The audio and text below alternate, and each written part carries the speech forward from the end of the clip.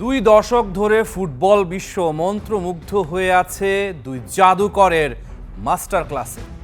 Lionel Messi এবং Cristiano Ronaldo এল ক্লাসিকোর উত্তাপ থেকে শুরু করে চ্যাম্পিয়ন্স লিগের মহারথী হয়ে ব্যালন দর মঞ্চের শ্রেষ্ঠত্ব, ফুটবল দুনিয়ার সব বড় মঞ্চই তারা ভাগাভাগি করে নিয়েছেন। কিন্তু ফুটবলের সবচেয়ে বড় টুর্নামেন্টে অর্থাৎ বিশ্বকাপের মঞ্চে এই দুই মহাতারকা কখনো মুখোমুখি দেখা হয়নি।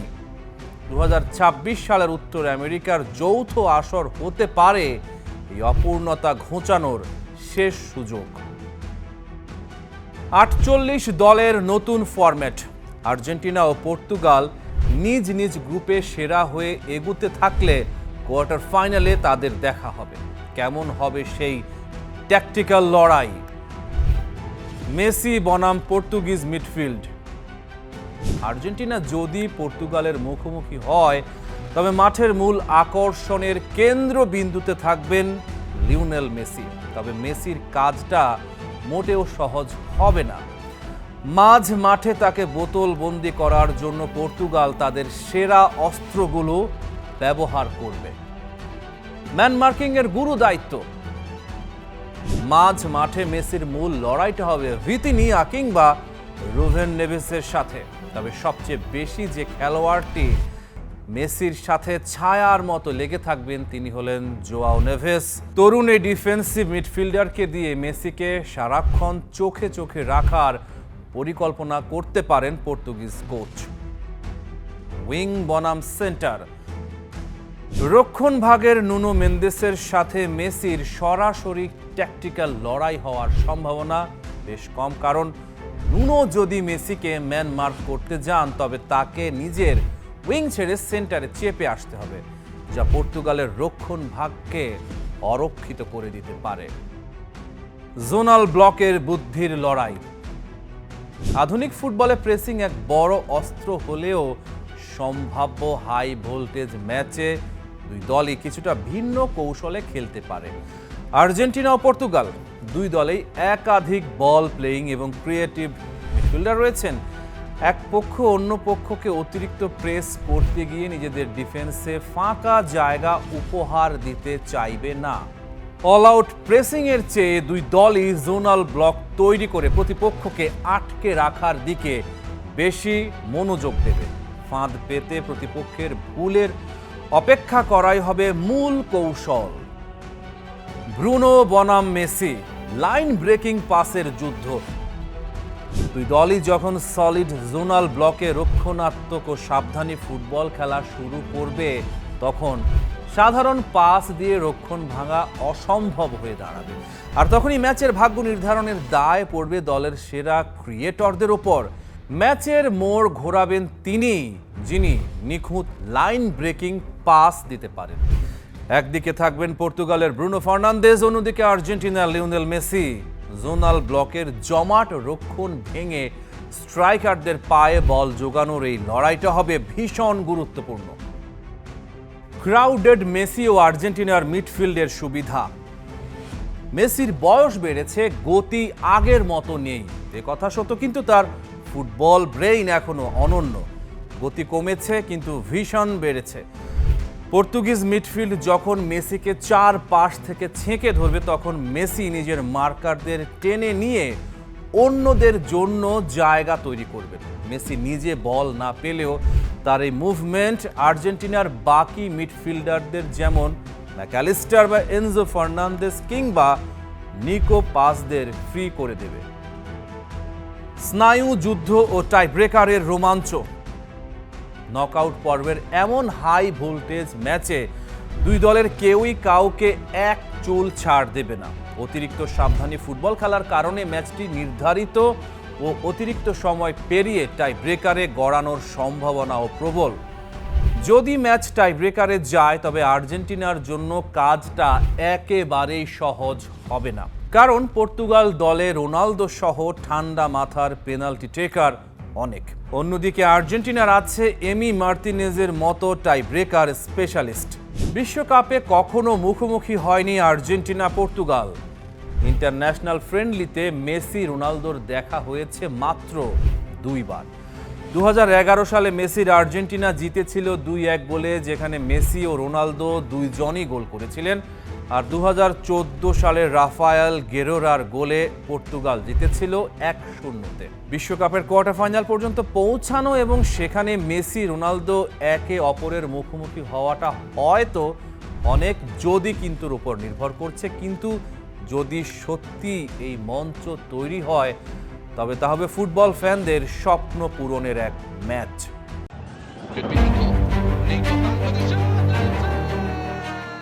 মৌরিতানিয়ার বিপক্ষে ফ্রিকিক থেকে ওয়ান্ডার কিড নিকো পাজের গোল। গ্যালারিতে লিওনেল মেসি মুগ্ধ। আন্তর্জাতিক ফুটবলে নিকো পাজের অভিষেক বলিভিয়ার বিপক্ষে। সেই ম্যাচে মায়েস্ট্রো মেসির পায়ে ওয়ান টাচ বলে বল বাড়িয়ে অ্যাসিস্টের খাতা খুলেছিলেন নিকো। 2022 কাতার বিশ্বকাপে আর্জেন্টিনার শিরোপা জয়ের পেছনে বড় ভূমিকা রেখেছিল কিছু তরুণ মুখের অপ্রত্যাশিত উত্থান। হুলিয়ান আলভারেস, অ্যালেক্সিস ম্যাকঅ্যালিস্টার আর এনজো ফার্নান্দেজ কাতারে নিজেদের প্রমাণ করেছিলেন এবং ধীরে ধীরে হয়ে উঠেছেন আলবিসেলেস্তেদের অপরিহার্য মুখ। লিওনেল স্কালোনি জানেন ঠিক কখন দলে নিউ ব্লাড দরকার।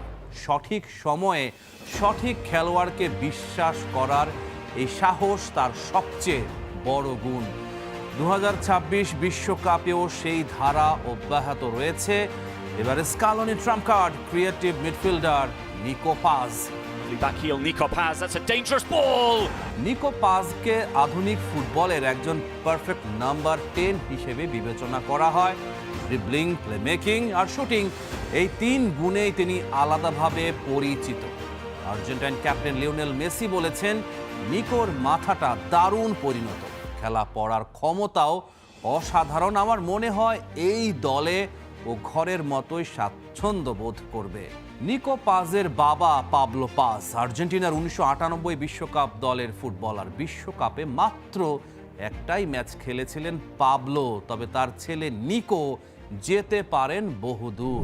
ফুটবলের প্রতি শৈশবের অন্তহীন প্যাশন তাকে টেনে নিয়ে যায় রিয়াল মাদ্রিদের মতো বিশ্বসেরা ক্লাবে। সান্তিয়াগো বের্নাবেউর সেই জাদুকরী ডেবিউ ম্যাচটি নিকোর জীবনের অন্যতম সেরা মুহূর্ত। কিন্তু রিয়ালের মতো মেগা ক্লাবে যেখানে তারকাদের মেলা, সেখানে বেঞ্চ গরম করে বসে থাকার চেয়ে নিকো বেছে নিলেন খেলার স্বাধীনতা। আর এখানেই এন্ট্রি নিল ইতালির ক্লাব কোমো। কোমো শহর আভিজাত্য, ঐতিহ্য আর নিখুঁত কারুকার্যের এক স্বর্গভূমি। এই শহরটি শতাব্দী ধরে বিশ্বজুড়ে পরিচিত সিল্ক সিটি বা রেশমের শহর হিসেবে। নিকো পাজের খেলার স্টাইলটা ঠিক এই কোমোর সিল্কের মতোই মসৃণ, শৈল্পিক এবং ধারালো। সেরিয়া লিগ মানে ডিফেন্ডারদের স্বর্গরাজ্য। এখানে স্প্যানিশ লা লিগার মতো সহজে জায়গা পাওয়া যায় না। নিকো পাজ নিজেই বলেছেন, ইতালির ফুটবলের প্রধান বৈশিষ্ট্য হলো এর ম্যান মার্কিং এবং নিডেড লো ব্লক ডিফেন্স।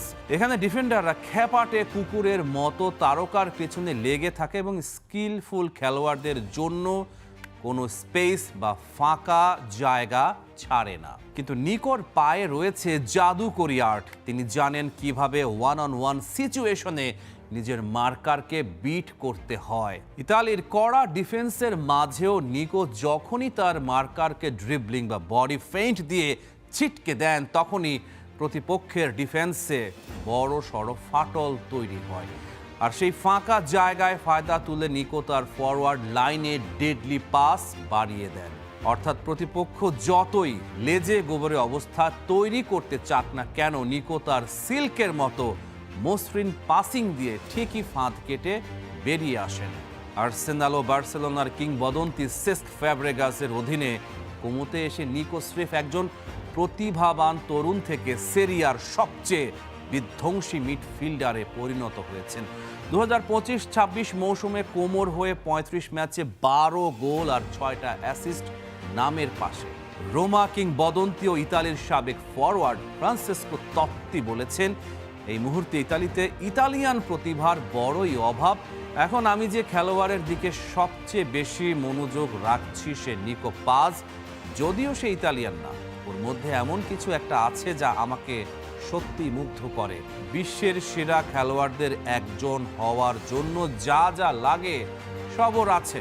নিকো পাজের বাঁ পায়ের সৃজনশীলতা, হাফ স্পেস বা লাইনের মাঝখানে অপারেট করার সহজাত ক্ষমতা এবং বক্সের ঠিক সামনে গিয়ে হঠাৎ খোলস ছেড়ে বেরিয়ে আসার যে এক্স ফ্যাক্টর, তা 2026 বিশ্বকাপে আর্জেন্টিনার অ্যাটাক লাইনে এক সম্পূর্ণ নতুন ডাইমেনশন যোগ করতে যাচ্ছে। বল পায়ে প্রতিপক্ষের ডিফেন্স লাইন ভেঙে চুরমার করা কিংবা ফাইনাল থার্ডে প্রতিপক্ষের আনপ্রেডিক্টেবল পাসিং গেম দিয়ে বিভ্রান্ত করা, সব কিছুতে নিকো পাস যেন স্কালোনির রণকৌশলের একদম পারফেক্ট ফিট। রহমান পেয়ার, স্টার প্লে।